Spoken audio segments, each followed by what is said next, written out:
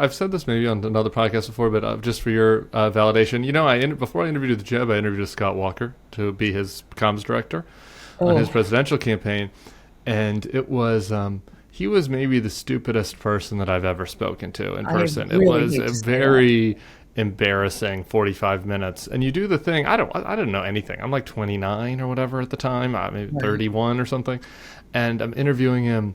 And or he's interviewing me, and at the end I do the thing you're supposed to do, right? Which is kind of like ask a couple questions. So the first one's like, well, what role do you think I'd have? And the next question is kind of like, all right, so like, what's the core? Like, don't give me your BS. Like, what's the core message of why you should be president? Like, why you'd be a good president? Like the old Ted Kennedy question, And he looked at me, and he like stammered out like a UW lacrosse college Republicans like boilerplate, like about small government, and then like you could tell he wasn't confident in the answer. And then I was like, well, but I mean, I get the talking points, but like, what about you as a person? And he like stammered again. He looked at me. He's like, wasn't that why I'm hiring you to help me with that?